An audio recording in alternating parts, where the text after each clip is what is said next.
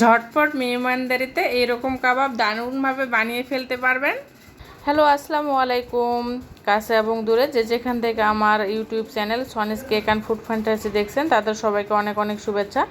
আমি মাত্র কয়েক টুকরা গরুর মাংস দিয়ে আজকের এই কাবাবটা বানিয়ে দেখাবো এবং বুটের ডালের পরিবর্তে মসুর ডাল দিয়ে দেখাবো। আপনারা যারা বলেন মসুর ডাল দিয়ে হবে কি না, ইনশাআল্লাহ আজকে আমি সেটাই করে দেখাবো।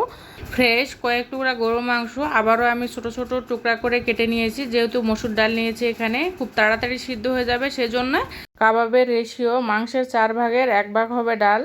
এখন স্বাদ মতো নুন দিয়ে দিচ্ছি পরিমাণ মতো হলুদ গুঁড়া, পরিমাণ মতো লাল মরিচের গুঁড়া, পরিমাণ মতো ধনিয়া এবং জিরা গুঁড়া, কয়েকটা গোলমরিচ এবং লবঙ্গ, তার সাথে আছে ডালচিনি কয়েক টুকরা, তেজপাতা এবং পরিমাণ মতো পেঁয়াজ কুচি, রসুন কোয়া দিয়ে আমি 1 কাপ পানি দিয়ে দিলাম।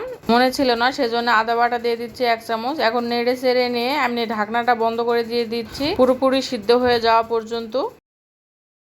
কিছুক্ষণ পর ঢাকনাটা উঠায় দেখি প্রপারলি আমার সিদ্ধ হয়ে গিয়েছে মাংস এবং ডালগুলো। যেহেতু এখানে মসুর ডাল ছিল খুব তাড়াতাড়ি সিদ্ধ হয়ে গিয়েছে। আমি কিন্তু এর মধ্যে বেশ কয়েকবার নাড়াচাড়া দিয়ে নিয়ে এটা দেখেছিলাম প্রপারলি সিদ্ধ হয়েছে কিনা। একদম পানিটা শুকিয়েও গিয়েছে, দেখতেই পাচ্ছেন। এটা আমি পুরোপুরি ঠান্ডা করে নিয়ে ব্লেন্ডারে ব্লেন্ড করে নিয়েছি, দেখতেই পাচ্ছেন।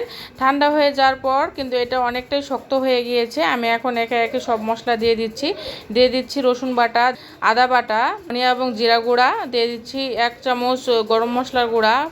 যেহেতু আগে নুন দেওয়া ছিল তারপরও স্বাদ মতো নুন দিয়ে দিচ্ছি। আমি এখানে পেঁয়াজ বেরেস্তাটা দিয়ে দিলাম।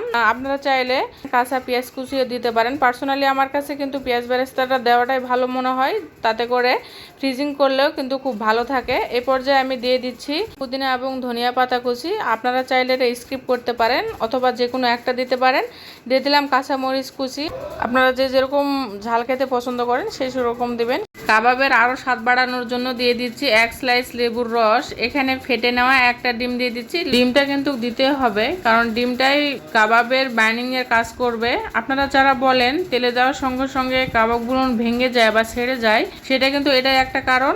যাই হোক, কথা বলতে বলতে সবগুলো মেখে নেওয়া হয়ে গিয়েছে। সুন্দরভাবে হাতটা পরিষ্কার করে নিয়ে একটু তেল মেখে নিয়েছি। এখন কাবাবের শেপ দিয়ে নিচ্ছি। দেখতে পাচ্ছেন যে যেরকম কাবাবের শেপ দিতে পছন্দ করেন সে সেরকম দিবেন, কোনো সমস্যা নাই। পার্সোনালি আমার কাছে মনে হয় কাবাবগুলো একটু বড় বড় সাইজের বানালেই বেশি সুন্দর লাগে। আর এভাবে কাবাব বানাতে বানাতে আমি অন্য একটা চুলাতে তেলটা গরম করতে দিয়ে দিয়েছি, কেননা এখানে যেহেতু ডিম দেওয়া আছে সেহেতু কিন্তু বেশিক্ষণ দেরি করলে কাবাবগুলো পানি ছাড়ে দিতে পারে। মিডিয়াম আছে তেলগুলো গরম করে নেওয়া হয়ে গিয়েছে। এখন আমি একে একে দিয়ে দিচ্ছি সবগুলো কাবাব। কাবাব দেওয়ার সঙ্গে সঙ্গে উল্টিয়ে পাল্টিয়ে দেওয়া যাবে না, তাতে করে কাবাবগুলো ভেঙে যেতে পারে। সেই জন্য কয়েক মিনিট পর যখন দেখবেন নিচের দিকে সুন্দর একটা কালার এসেছে তখন উল্টিয়ে পাল্টিয়ে ভেজে নিতে হবে এভাবে। আর ভাজার সময় অবশ্যই চুলার আঁচটাকে মিডিয়াম রাখতে হবে। আর কাবাবগুলো এরকম করে উপর দিকে উঠিয়ে দেখতে হবে আপনার চাহিদা মতো পারফেক্ট কালার এসেছে কিনা। মাশাআল্লাহ, দারুণ একটা কালার এসেছে। আমার কাবাবগুলো ভেজে নেওয়া হয়ে গিয়েছে। এটা আমি এখন তেলটা ঝরিয়ে উঠিয়ে নিচ্ছি। প্রিয় দর্শক, এখন আপনাদের সামনে সার্ভ করে দেখাচ্ছি কেমন হয়েছে। মাশাআল্লাহ, অনেক সুন্দর কালার এসেছে, দেখতেই পাচ্ছেন। একদমই সহজভাবে এই কাবাবের রেসিপিটা যদি আপনাদের কাছে একটু হলেও ভালো লাগে থাকে তাহলে অবশ্যই লাইক কমেন্ট করবেন এবং আমার চ্যানেলটি যদি সাবস্ক্রাইব করা না থেকে থাকে তাহলে সাবস্ক্রাইব করে আমার পাশে থাকবেন। আশা করছি এ পর্যায়ে সবাই ভালো থাকবেন, সুস্থ থাকবেন, নিজের যত্ন নেবেন। সবার জন্য রইল অনেক অনেক শুভকামনা। আর অবশ্যই আমার পেজটিকে ফলো দিয়ে রাখবেন, আমার জন্য দোয়া রাখবেন। আল্লাহ হাফেজ।